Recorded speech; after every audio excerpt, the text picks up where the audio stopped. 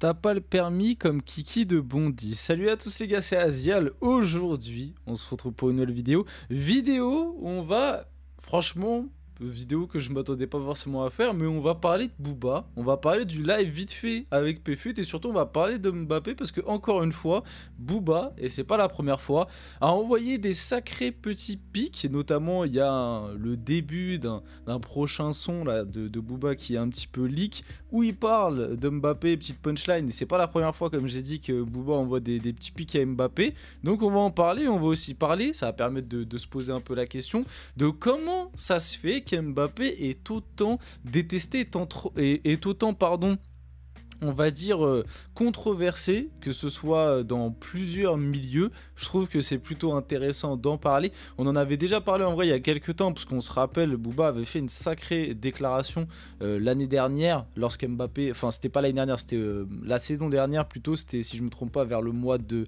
février-mars, il avait fait une déclaration à l'époque où Mbappé était encore au PSG. Si je me trompe pas, c'était après le match aller face au Barça, si je me trompe pas. Ou alors c'était peut-être au moment de l'élimination face à Dortmund. Bref, en tout cas c'était la saison dernière, lorsque Mbappé était encore au PSG. Booba avait fait des sacrés déclats sur le Kiki de Bondy.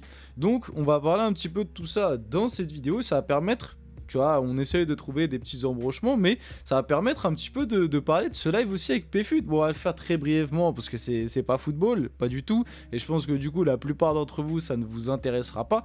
Mais quand même, sacré petit événement. On va pas se mentir, sacré petit événement. Je pense qu'il y a plein de médias rap qui ont envié le fait que Booba vienne tranquillement sur un live Twitch de Pfut pendant 2 heures quand même. Parce qu'il y avait aussi un petit peu cette crainte. Est-ce que Booba, il va venir, il va passer 10-15 minutes, voire aller 30, et puis pas que ce soit hyper rapide et se barrer, ou est-ce qu'il va vraiment prendre le temps? Il est quand même resté 2 heures, ça va, tu vois, il y a pire comme temps. Donc on va parler un peu de tout ça, on va parler aussi un peu de l'actu du Real. On a prévu des trucs, vous inquiétez pas au cas où. Donc avant que la vidéo commence, n'hésitez pas à la liker, commenter, partager, vous abonner, ça fait toujours plaisir, ça aide pour le développement de la chaîne. Et nous, on va pouvoir y aller dès maintenant. Et du coup, parler un petit peu de toute cette histoire. Donc, bien évidemment, cette punchline qui a agité un petit peu les réseaux sociaux, la punchline de Booba pour Kylian Mbappé dans une exclue révélée sur le live de Pfut, t'as pas le permis comme Kiki de Bondy. Et comme je vous l'ai dit un petit peu plus tôt, c'est pas la première fois, et c'était même il y a très récemment, que Booba s'attaque à Mbappé. Et moi, j'ai, je pense, une explication par rapport à son parallèle au MMA, vous allez le voir. Donc tu vois, ça c'était après le match face à Liverpool. Booba n'a pas tardé pour charrier Kylian Mbappé avec cette fameuse image où on voit Mbappé, voilà, on se rappelle, on a beaucoup parlé de cette image après Liverpool. Et quand j'ai écouté son explication un petit peu par rapport au MMA, bah moi je comprends pourquoi Booba n'aime pas à ce point-là Mbappé, et je pense que c'est le cas aussi de beaucoup de gens. Donc je trouve le parallèle assez sympa, ou en tout cas intéressant d'en parler, c'est qu'il a bien expliqué avec le MMA. Parce que déjà, je trouvais ça assez étonnant que Booba parle de MMA et tout comme ça. Et en gros, il a expliqué que lui, ça l'énervait qu'un mec comme Cédric Doumbé se proclame visage du MMA français, etc. Alors que Cédric Doumbé, il est très fort au kickboxing, mais à l'échelle du MMA, il a encore rien fait, qu'il a combattu personne. Mais comme il expliquait que comme il y a beaucoup de fédérations différentes, que plein de combattants MMA sont un petit peu répartis n'importe où, et comme c'est pas hyper développé encore en France, même si ça se développe très bien, et un mec comme Cédric Doumbé, qui en réalité à l'échelle du MMA, et comme il l'a très bien dit, il est dans les plus de 100, il est même pas dans le top 100 des meilleurs combattants, et c'est un fait en plus. À l'heure actuelle, je peux pas dire que Cédric Doumbé est dans le top 100 alors que le mec, voilà, on sait pas trop. Moi, j'aurais aimé voir un Doumbé par exemple à l'UFC, mais bon, il a pris le choix de l'oseille, grand bien lui fasse, mais oui, il a expliqué que du coup, tu peux te permettre, alors qu'en fait, t'as combattu personne, etc., de venir dire oui, bah je suis le visage du MMA français, c'est moi le plus fort, c'est moi le si. Et comme il l'a très bien dit, dans le MMA, il y a du trash talk, mais il aime bien les mecs qui trash talk et qui après font, on va dire, un minimum par rapport à l'autre trash talk, ce qui n'est pas le cas de Cédric Doumbé. Et après, il l'a très bien dit, c'est pour ça qu'un Cyril Gane, par exemple, même s'il a perdu contre Ngannou ou contre John Jones, au moins il les a combattus. Donc lui, il peut dire ouais, au moins j'ai combattu ces mecs-là, même si j'ai perdu, etc. Donc, par rapport à ça, ok. Et le parallèle avec Mbappé, pour moi, il est tout trouvé. C'est que comme je vous l'ai toujours dit, pourquoi Mbappé est autant détesté et pourquoi Mbappé a autant de critiques envers lui, c'est la Boca. C'est la Boca, les gars. On n'est pas. C'est triste à dire. Peut-être que certains aiment cet aspect-là, mais Mbappé, dans sa carrière, il a énormément parlé. Et comme l'a toujours rappelé Booba, Mbappé, c'est un surcoté. Pour Booba, Mbappé est un surcoté parce que oui, Mbappé a énormément parlé au cours de sa carrière et finalement, par rapport à ce qu'il a accompli, c'est très très peu. Et en plus de ça, je pense aussi à le côté supporter parisien pour Booba qui peut jouer un petit peu, et même le côté un petit peu complotiste, j'ai envie de dire, c'est-à-dire que ça pareil, il en avait déjà parlé à l'époque autour de Mbappé, et un des trucs qu'il aime pas, c'est que, mais ça c'est un truc que tu peux reprocher un petit peu, on va dire, à tous les footballeurs et même un peu à toutes les personnalités publiques, et c'est un sujet très compliqué et très épineux, et c'est l'avis de Booba, on va dire, pas le mien, mais un truc qui reproche aussi très souvent à Mbappé, c'est de n'avoir quasiment aucune prise de position, aucune prise de parole claire, même si finalement ces derniers temps il en a eu un petit peu, mais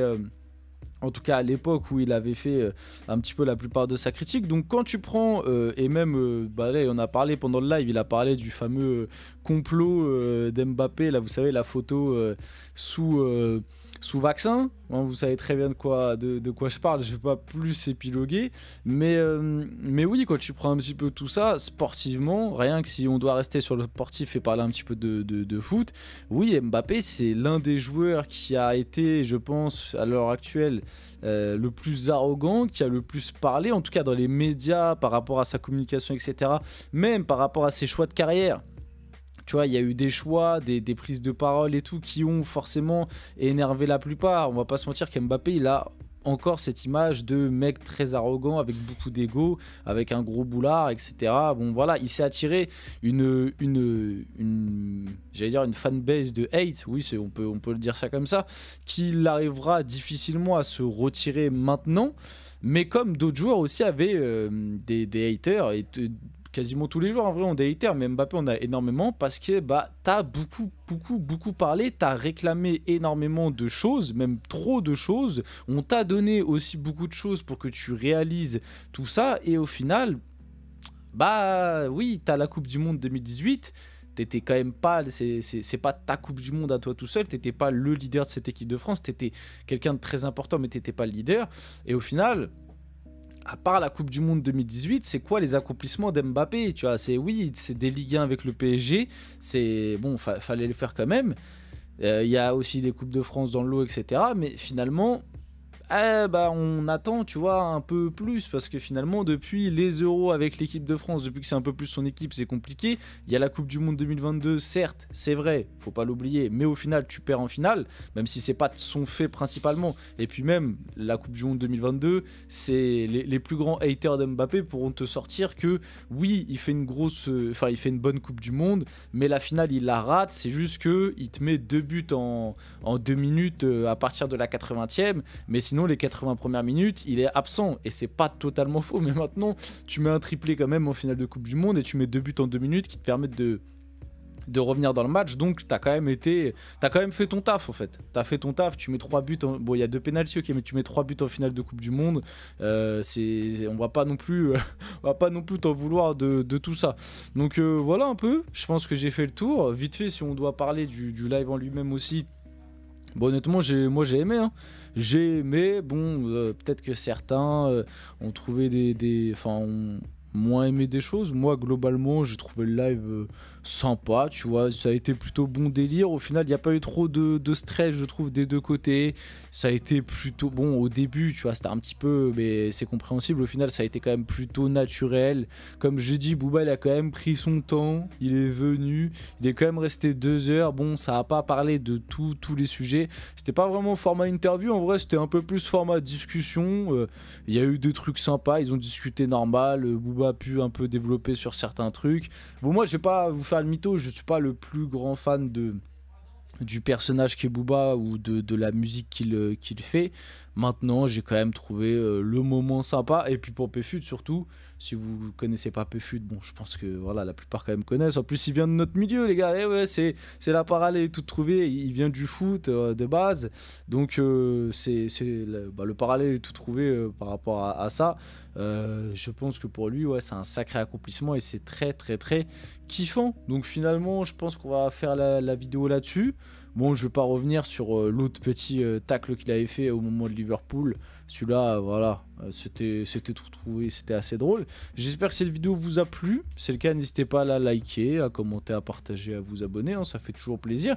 En ce moment-là, on revient fort. On a fait petite pause sur la chaîne. Voilà, on a pris une petite semaine. Donc là, j'ai beaucoup de trucs à rattraper. Je vais essayer de vous envoyer tout ça, donc voilà, n'hésitez pas, le like, le commentaire, le partage, le petit abonnement, ça fait toujours plaisir, c'est ça qui aide. Et puis c'était Azial, on se retrouve très rapidement pour une prochaine vidéo.